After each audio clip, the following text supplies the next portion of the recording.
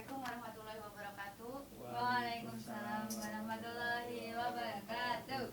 Okay, before we start our lesson, let's pray with saying basmalah together. Bismillahirrahmanirrahim. Okay, good afternoon everybody. Good afternoon, man. How are you today? Fine. And you? Oh, fine too. Who is absent today? Alifah. Iqbal mana Iqbal? Hilang. Mana itu? Sakit Di belakang Bu. sakit. Oh, okay. Today we are learn about the narrative text. Kalian sebelumnya udah tahu belum narrative text itu apa? Belum, Bu. Naratif itu seperti apa? Masa belum ada yang tahu narratif itu? Kayak kalian tahu cerita dongeng-dongeng itu? Pernah dengar nggak cerita dongeng? Dongeng apa ya Kak? Tahu cerita dongeng? Tahu. Apa dongeng? Dongeng apa? Danau Toba. Selain itu, Maling Maling Gundang, Bu. Gundang. Maling Gundang. coba kamu cerita tentang Maling Kundang itu seperti apa? Itu Bu, dia durhaka sama ibunya, terus dia dikutuk waktu di Itu laut. Maling Kundang itu berasal dari daerah mana Kalau ceritanya? saya nggak salah Sumatera Bu, tapi daerah Sumateranya saya lupa. Okay. In this country there are many culture, right? Nah, Yes. In every culture has their own story. Jadi setiap daerah itu memiliki ceritanya masing-masing dan sejarahnya masing-masing, dan biasanya dari cerita-cerita itu itulah yang biasanya digunakan menjadi teks naratif, seperti ceritanya Danau Toba, Sangkuriang, Maling Kundang, dan lain-lainnya. Untuk narrative text ya, social function of narrative text itu adalah to amuse or entertain the reader with imaginary story in different ways. Narrative deal with problematic events, find a resolution. Jadi naratif itu tujuannya untuk kayak menghibur pembacanya dengan cerita yang ditunjukkan dengan cara yang berbeda gitu loh. Dan naratif itu ada masalahnya dan ditemukan pula penyelesaian masalahnya, resolusinya. Okay, next. Generic structure of narrative, yaitu naratif itu memiliki generic structure yang biasa digunakan dalam teks naratif. Ada beberapa generic structure, yaitu an orientation can be a paragraph, a picture, or opening chapter in which the narrator tells the audience about who is in the story, when the story is taking place, and where the story is taking place, and where the action is happening. Kalian mengerti nggak dari ini? Penjelasan ini? Iya, Bu. Apa yang kalian ambil dari penjelasan ini? Mungkin itu Bu, apa ya, kayak setting tempatnya di mana, terus apa lagi Kak? Kapan terjadinya, siapa pelakunya, dan Apa itu? Apa? Apa masalahnya kan, di mana letak permasalahannya kayaknya gitu. Awal mulanya Awal cerita mula. gitu loh ya, singkatnya. Iya. Oke, yang kedua adalah a complication that sets off a chain of events that influence what will happen in the story. Jadi complication itu adalah pembukanya, istilahnya bukan pembuka, awal mulanya permasalahan itu. Yang ketiga ada a sequence of events where the character react to the complication. Yang keempat ada a resolution in which the character finally sort out the complication, and yang terakhir ada a coda that provide a comment or moral based on what has been learned from the story. Biasanya yang terakhir itu gak semua cerita naratif teks itu memiliki a coda. Biasanya tuh coda itu ada moral yang tersedianya. Next. Ini bentuk dari naratif teks, ada humor, romance, crime, real life fiction, historical fiction, mystery, fantasy, science fiction, diary novels, and adventures. Oh iya Bu. Next. yang lain nggak, Bu, itu, Bu? Iya Bu. Nggak ada, itu adalah contoh-contoh dari teks naratif ini. Bu, tapi boleh nanya nggak Bu? Apa? Terus naratif sama recon beda Bu? Beda, kalau recon itu kayak menceritakan ulang. Itu pengalaman pribadi kalau recon. Ya, seperti pengalaman pribadi, kayak seperti itu. Iya Bu. Next, ini ada grammar atau tenses yang biasa dipakai dari teks naratif. Oh, iya. Teks naratif itu menggunakan simple past tense. Simple past tense adalah is a sentence that shows happening in the past time. It is generally used to retell the condition or activities that already happened. Kalian mengerti dari cerita ini? Dari penjelasan ini? Ya tahu Bu. Apa bisa jelasin lagi? Ayo mereka Jadi gantian. simple past tense itu kalimat yang menunjukkan kejadiannya itu pada waktu yang lalu. Terus itu juga umumnya menceritakan tentang aktivitas yang telah terjadi di pokoknya aktivitas yang sudah terjadi seperti Di itu. masa lampau ya. Ya.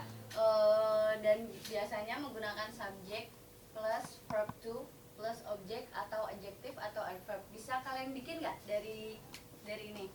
Bikin. Bikin apa Bu? Bikin dong Contohnya.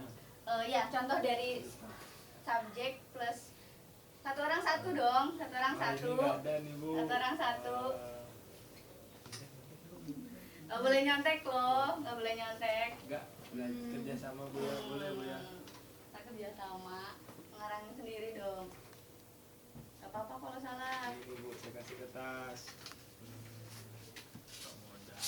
Bu, saya mau nyoba Bu, tapi kalau salah gimana Bu? Gak apa-apa, nggak ada yang menyalahkan kok, kita belajar bareng-bareng, oke? Oke Bu. Ini nggak depannya. Subjek plus verb to plus objek atau Ini adverb Bu, atau last adjective. night I studied about mathematics. Coba yang sebelahnya, menurut kamu bener nggak tadi yang dari kayak itu? Masih bingung Bu sama. Masih bingungnya masih kenapa? bingung sama gimana Bu? Ya masih bingung sama kata-katanya tadi. Yaudah coba kamu bikin yang simple. Yang simple yang menurut ini subjek ada subjek, ada verb to, ada objek atau adverb atau adjektifnya ini. Yang simple aja. Simple. I studied English last night. Oke, benar? Oh iya iya benar Bu. Ya, Benar. coba sekarang kamu bikin sendiri. Oh, kan sama Ayo Bu. bikin Oh, salah sendiri kan. satu. Kan tadi saya bilang bikin sendiri-sendiri. Ayo, yang simple aja. I study mathematics. Cuma diganti itu doang. Gak ya, apa-apa, jangan, gak jangan, apa-apa, jangan. gak apa-apa. Jangan ada sendiri, masa Oke, study jangan. semua, masa verb itu banyak loh. Oh iya, Ayo. nah, saya aja Bu. I watch Arsenal last night. Benar kan? Oke. Next, ini ada contohnya. Seperti ini contohnya ya. The car stopped in front of the market. Linda played tennis yesterday. We took some apples in the refrigerator. Mungkin ada beberapa teks yang bisa kalian lihat. Nanti ada teks naratif.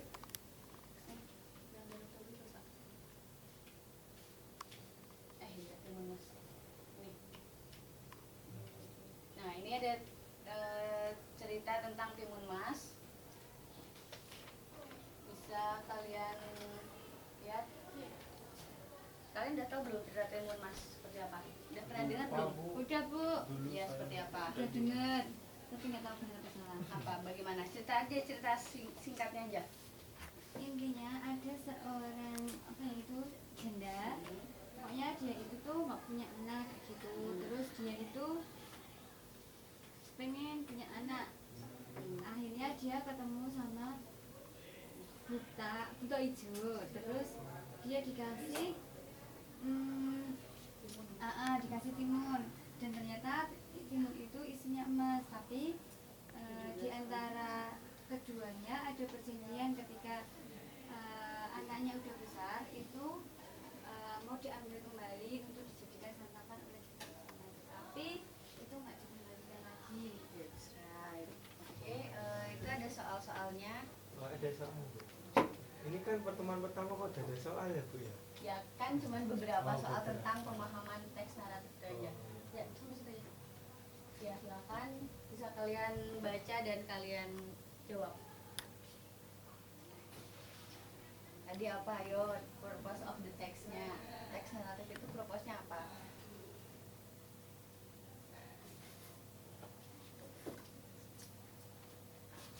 Tunjuk nyontok. Jangan nyontoh loh, jangan nyontek. Apa nyontok? Saya jawab nomor 3 mbak, nomor 1 gua ya. Curang banget. Apa-apa. Satu-satu dong.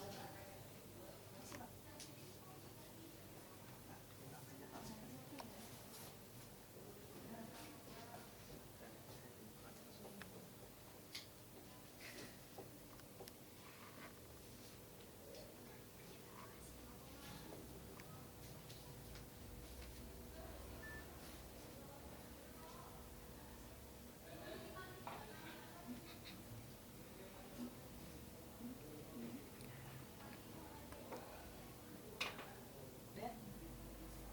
Coba nomor 1, nomor 2 kalian bisa kerjakan. Bisa. Coba nomor 1 Eka. What is the purpose of the text? Apa? To entertain the reader. Oke, bener. Gampang. Nomor 2, coba yang sebelahnya. Saya nomor 3 bisa gak bu? Nomor 2 dulu dong, katanya nomor 3. Coba, ini kan gampang. Cuman, is the story useful for Itu you? artinya apa ya bu? Apakah cerita tersebut berguna buat kamu? Kalau yang saya baca mungkin sedikit berguna bu, karena itu di sana ada pesan moralnya. Jadi kalau misalnya sudah bikin janji nggak boleh mendustai kayak gitu bu. Ya, betul. Selain itu juga kan naratif itu kan biasanya berasal dari sebuah daerah atau Iya, Bu. nah itu kan bisa kalian jadiin oh ya asal mulanya sebuah daerah itu biasanya ada di teks naratif tersebut. Oh, iya. Tuh. Oke, nomor 3 kita jawab bersama-sama. What can you learn from the story? Apa yang kalian Itu soal nomor 2 sama 3 nggak sama ya bu ya? beda? Kan ini kan cuman apakah ini berguna buat kamu? Kalau nomor 3 kan apa yang kamu pelajari dari cerita? Apa coba? Mungkin yang nomor 3 itu jawabannya tadi yang kamu bilang itu kan, yang kalau Ya, nggak boleh ya, ingkari janji. kan nomor 2 ini cuma bertanya apakah itu berguna? Oh, berarti Yes or no. yes. Yes or no? Oh, ya. Yes. Paham. Oke, sekian pelajaran kita hari ini. So, tujuan mempelajari teks naratif itu adalah untuk mengetahui teks naratif tersebut, untuk mengetahui unsur kebahasaan dari teks naratif, dan yang ketiga untuk mengetahui cara membuat teks naratif tersebut. Oke, Paham bu. Student, let's end our class with saying alhamdulillah. Alhamdulillahirabbil alamin. Oke, sekian.